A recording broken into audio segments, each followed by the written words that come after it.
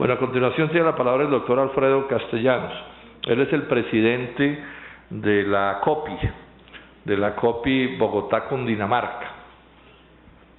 Doctor Castellanos. Muy buenos días. Agradeciéndole al doctor Robledo y al doctor Germán Navas Talero la oportunidad que nos da a los empresarios colombianos de plantear nuestra problemática. Muy golpeado el sector industrial. Yo le voy a hablar de algo que casi no ha sido trabajado, doctor Robledo, que tiene que ver con una parte legal del Tratado de Libre Comercio, y se trata de la agencia comercial. Perdónenme, saco mi soplete. El alcance del libre comercio, del Tratado de Libre Comercio, realmente no es solamente la liberación de importaciones o la entrega del mercado nacional a los productos extranjeros. Va mucho más allá. A alguien le escuché en estos días decir que el Tratado de Libre Comercio tiene más de 20 capítulos que tocan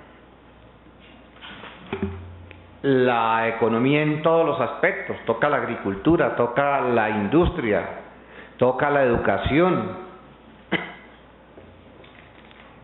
toca la ciencia, toca el arte, la salud, la propiedad intelectual, y en todos esos aspectos realmente son muchas las cosas que podríamos decir de las entregas o de la negociación asimétrica que el gobierno colombiano hizo a través del Tratado de Libre Comercio. Entregamos la nación a cambio de nada, y repito, en situación totalmente asimétrica. Y ese es el caso de la agencia comercial, que pasó desapercibida y con la complicidad de la mayoría de los gremios, realmente, con la excepción de ANATO, la Asociación de Hoteleros y Representantes de Agencias de Viajes, que fue el único gremio que en ese momento peleó.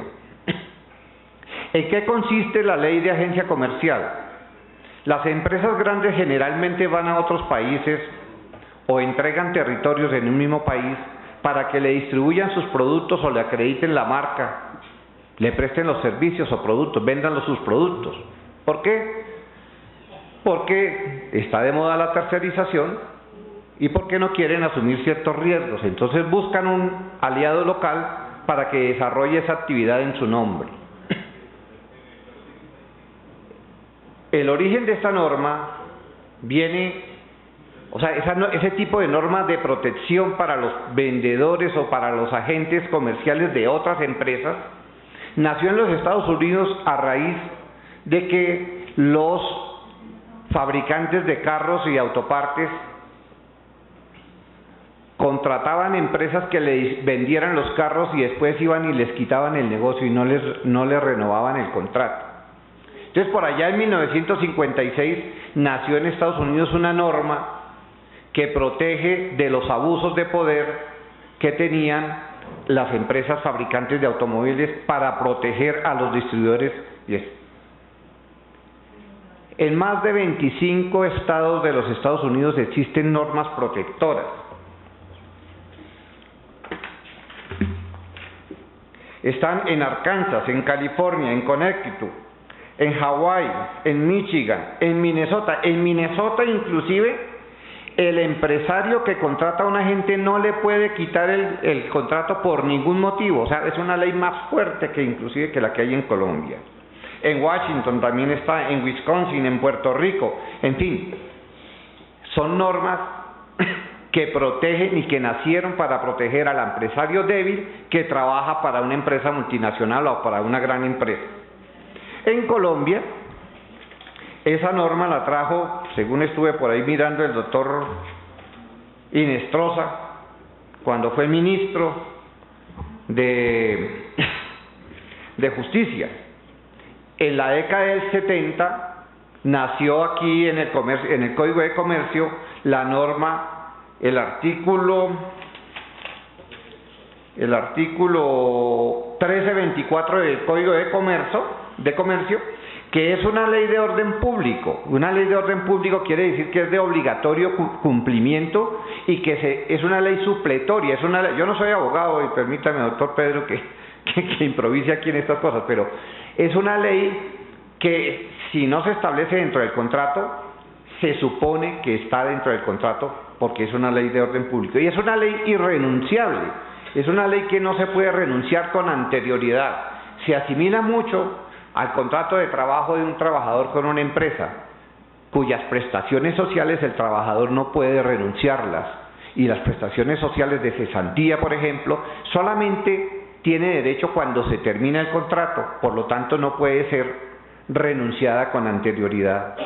Pues bien, esa norma ha venido operando en Colombia desde 1974 o 72, no recuerdo en este momento, y consiste en proteger, como dije, al empresario débil que trabaja para una empresa más fuerte, al empresario débil que se arriesga a abrirle mercado a un producto o a un servicio de una empresa generalmente multinacional.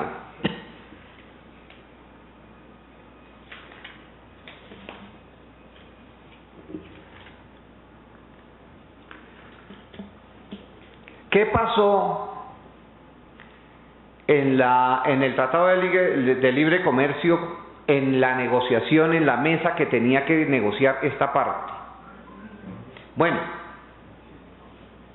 los empresarios colombianos estábamos muy preocupados porque se iba a perder ese derecho, porque los Estados Unidos venían pidiendo que se eliminara esa norma del Código de Comercio. Pero el ministro Botero, que era el ministro de Comercio en ese entonces, cuando tuvimos varias reuniones insistentes con él decía que esa era una norma que era exótica, que era una norma que era ridícula, que era una norma que solamente existía en Colombia y que avergonzaba al país y que desestimulaba la inversión extranjera y que era francamente desastrosa para la economía. Cuando la doctora Piraquive nos hizo una audiencia similar a esta, que citamos y pedimos los empresarios colombianos, el ministro que defendía defender la industria colombiana se nos apareció con la presidencia del gremio que agrupaba precisamente a las compañías extranjeras. O sea que demostraron claramente que estaba tomando partido por la empresa extranjera y no por la colombiana. En todo caso, nosotros le pedimos al ministro, le voy a pedir que me regale un minuto más. En todo caso, nosotros le pedimos al ministro que, si era tan cierto que era una ley exótica, que era una ley que no se daba en ninguna parte del mundo, pues que nos hicieran un estudio, que el gobierno pagara un estudio y que demostraran eso. El ministro dijo que sí, pero el estudio nunca apareció. Cuando nosotros estábamos en el cuarto de al lado en Washington, por pura casualidad la doctora María Ángela Orozco se encontró con un compañero de estudios que había hecho ese estudio para su universidad. Ella le compró el estudio, le compramos el estudio y se lo llevamos a la mesa. Y qué vaina tan rara, el estudio que hacía 6 meses habíamos pedido apareció. Lo tenía engavetado el jefe de la mesa de negociación que después fue premiado y lo mandaron a Suiza y lo mandaron como delegado de comercio exterior a otras funciones mucho más arriba que simplemente negociador. En todo caso, ante la contundencia de los hechos, el ministro tuvo que llevar nuestra petición a la mesa. Pero como no estábamos sino ANATO, que son servicios, y este servidor que también estoy metido en servicios logísticos para el comercio internacional, entonces el ministerio decidió entregar la agencia para bienes y mantener solamente la de servicios. Nosotros le protestamos, señores, pero si es el mismo caso, los bienes son también ventas que han hecho los empresarios colombianos en nombre de empresarios del extranjero. Dijeron, señor, ¿usted qué es? ¿De servicios o de bienes? Yo, no, somos de servicios, pero somos colombianos.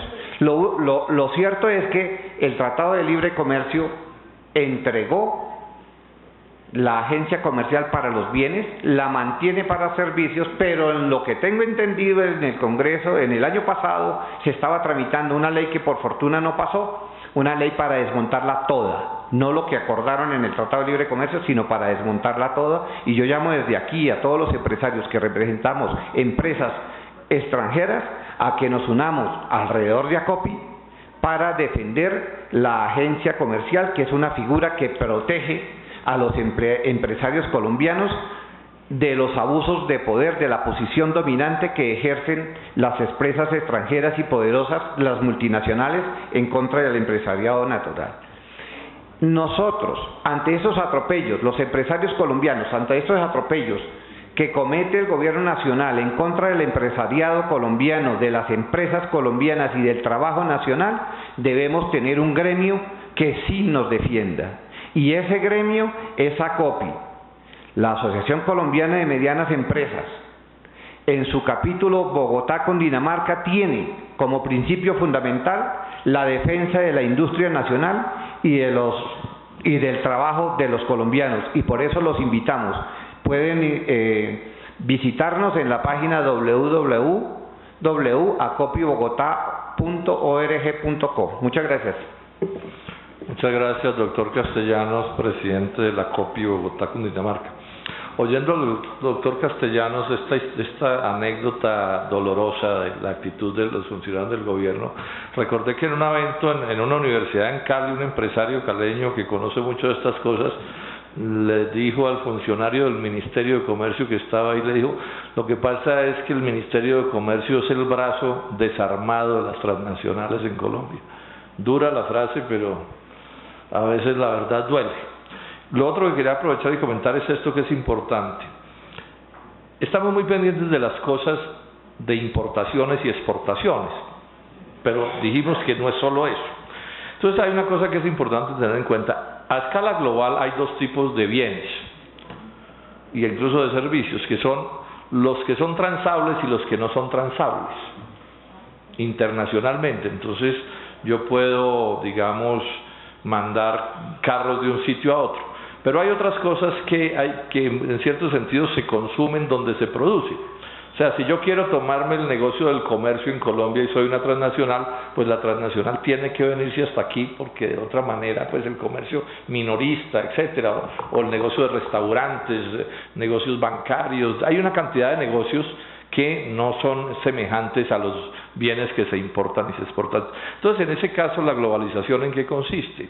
En que las transnacionales se toman en el respectivo sitio ese tipo de negocios, ¿sí? Y entonces hay dos maneras de que se dé la toma. Por ejemplo, en el comercio es muy común, y hoy está sucediendo, los hipermercados todos terminan siendo de transnacionales, y hay una ofensiva ahora brutal de una serie de tiendas menores, de uno y otras, quebrando y despojando, desplazando a los pequeños comerciantes colombianos. Eso está hoy sucediendo. Esa es una manera de hacerlo. En el caso de las gasolineras, el próximo martes vamos a tener aquí un debate sobre cómo las transnacionales mayoristas de los combustibles están sacando del negocio a los pequeños empresarios colombianos. Esa es otra manera. Pero hay otra a la que vale la pena echarle ojo, que son formas de subcontratación, tipo franquicias. Sí, entonces usted sigue siendo el empresario, pero lo que hace es explotar una franquicia donde a usted lo someten a una especie de condición de proletario del socio extranjero, ¿sí? Aun cuando usted esté arriesgando su capital. Este es un punto que se vuelve clave mirar, que es el mismo caso que acabamos de ver aquí del doctor Castellano. Para insistir en esto, no hay rincón de la vida del país por el cual no vengan. Es absolutamente sistemático. Vienen, como decía un amigo, por la lana, por el telar y por la que teje.